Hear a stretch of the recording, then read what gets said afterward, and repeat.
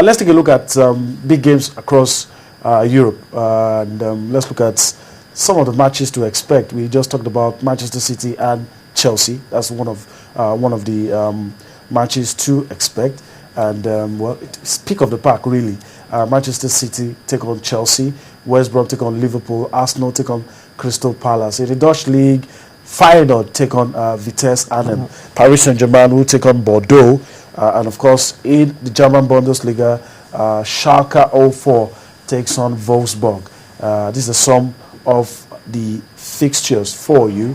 Big games. Roma and Parma in the Italian Serie A. Of course, in the Serie A, Juventus and Inter Milan also a big one. In the Spanish League, of course, pick of the pack will have to be Barcelona taking on Valencia. And of course, Athletic Bilbao taking on Real Madrid. Let me allow you to react to some of these matches that are coming up, interesting ones. So many interesting games to actually look out for across Europe. The big one from England, the Manchester City game against Chelsea, and you know Chelsea coming on the heel of a draw. The draw they played just a couple of days ago, and Manchester City also going over to the White Hart Lane to beat Tottenham Hotspur. I think Manchester City this season they've scored 115 goals so far, and of course they are on a 20 games winning streak, and you know in all competition, if that is anything to go by, in their last 5 games they've scored about 20 goals, and if that is anything to go by, you want to say that it's going to be it's not going to be an easy one for Manchester City, but of course I think Manchester City should be able to get the 3 maximum points against Chelsea. Let's leave the big games. Let's speculate a little. Transfer activity today everywhere is going to be buzzing everywhere. Let's speculate a little. The done deals. We hear Adel Tarab, the French Moroccan, has gone to AC Milan. A whole lot of other our own Joseph Yobo to Norwich. But let's speculate a little. Which players do you think will move between now and 11:59 p.m. I think Arsenal they are actually trying to bid for Julian Draxler, but of course this might not see the light of the day. But they've also switched attention to Miroslav Klose and Lazio. You know, of Lazio, and you know they are really in talk right now. We also hear they're in talks with Juve for Niko Vukinic. And also there's this by Morata also from Real Madrid. Is also a possible link to Arsenal at the end of the year. Do you see Toni Kroos moving over to? Yes, he has decided not to sign a new contract with Bayern Munich, and the coach, as Pep Guardiola said, I think he was angered by, I think when he was substituted against Bayern Leverkusen, you know, he might move at the end, and you know this is actually a possible one for Manchester United, and it will be very, very good for it will build their confidence. We also hear that Ukraine star Yevhen Koplyanka might be on his way to Liverpool. I think that would be a good one for him too. It will be a good one. I think he was the one having problem with the management over the pay and the amount of money. You know, he has said that he wouldn't want to leave his club this time around. That he wants to wait till the end of the season before he moves. Okay, so any other thing on the cards? Any surprise move? Some of these ones we anticipate. Can you look into the crystal ball and think of some of the ones we don't anticipate? David Luiz, for instance, you see him making that switch. I think David Luiz will since Chelsea has actually agreed to let him go for that £37 million. I think they've been on his neck for quite some time. I think they should agree at the end of the day. Anyone that is not anticipated that you think might just happen? None. I think the big ones are the ones who actually are done already, and I think the one I'm actually looking forward to is the one concerning Toni Kroos moving over to Manchester United at the end of the day. It's looking like it might not happen, but anything can happen before 12 o'clock today. I think some of those big players might just be switching. Finally, as far as you're concerned, there's not going to be any surprise. There wouldn't be any surprises. Okay. As far as Kole is concerned, there won't be any surprise. But well, transfer deadlines, a lot of things happen. Even players, just a phone call and a lot of things change. All right, we're going to go on a break and we're going to leave football altogether. We'll take you to the NBA. Miami Heat taking on Oklahoma City Thunder, and two players stand out: Kevin Durant and the king himself, LeBron James. Let's allow you to enjoy this, and we'll come back for more sports this morning. Against the Thunder, best in the West, second best record in the NBA. This year he wants to finish first. And the only thing that he really cares, it's not the scoring title, it's not the MVP. He just wants to finish first in June and win a title. Ibaka fakes, Battier gets on him, Serge Ibaka! And they end the 18-0 run with authority, but they're down by 14. Tell you that from people with the organization or not. Off the turnover, Durant drives down the lane, blocked by Bosch, but they call a goaltend. Durant's only 1 of 4 from the field. James 1 of 3. Durant trying to draw the foul, blocking foul. Now the ball had no chance of going in. That's my point. The point is it would have to have an opportunity to go. On the charge, goes right at Durant, who can't foul. Anderson's tip won't go. Knocked away by Fisher. Great hustle. Here comes Durant, one man to beat. And he gets past Cole for the layup.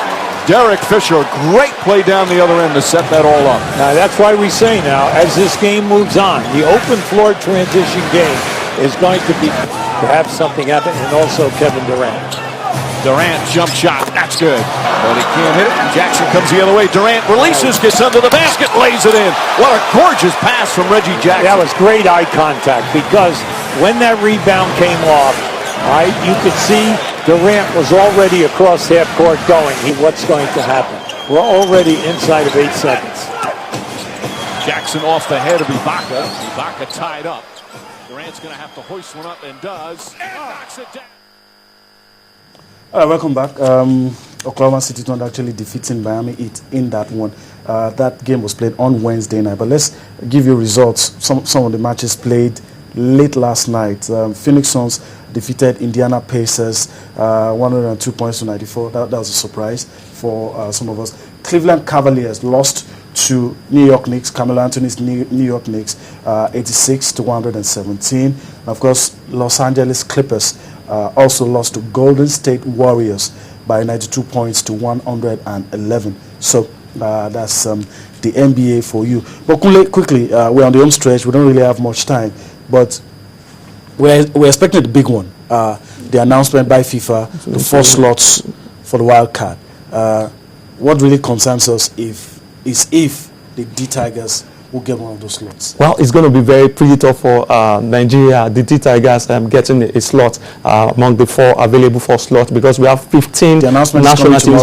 It's coming up tomorrow. We have 15 countries vying for that card. But of course, the criteria being used to actually pick the 4 teams that will be used to pick the 4 teams. You look at the popularity of that the game of basketball in that country, and of course the involvement of the national team of that country in major sporting activities like the FIFA.World Cup and all that. Then secondly, you look at the marketable aspect of basketball. How marketable is basketball in your country? I think these are the criteria that are going to be quickly. I know we don't really have much time, but the fact that Nigeria is the only African country bidding for these slots, does it count for anything? It does count for something, but of course remember that Greece, FIBA will not be happy if Greece doesn't make it to the World Cup, the FIBA World Cup. There's also Brazil there also, and of course China is also there. I think it's really going to be a miracle if we eventually make it, but of course it's possible is nothing.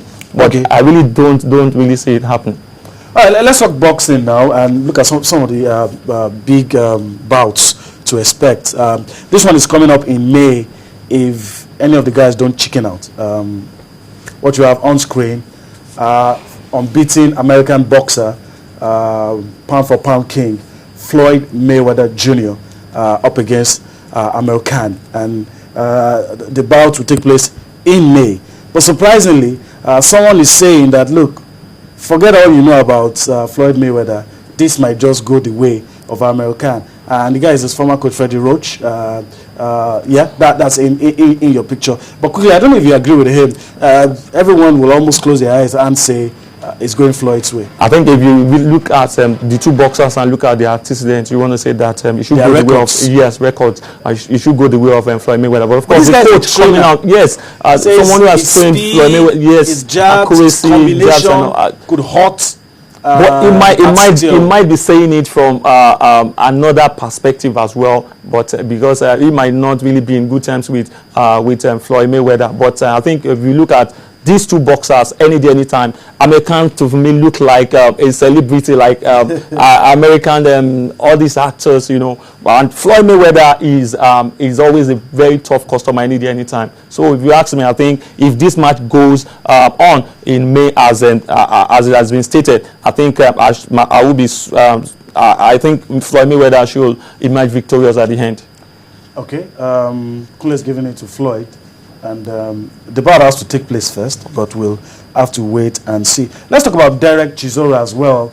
Derek is in the news. On February 15, he will step to the rings against his challenger Johnson, and we thought it was going to be Tyson Fury, but it's not going to be Tyson Fury. But Derek, do you see him? Because this fight would probably put him in line for.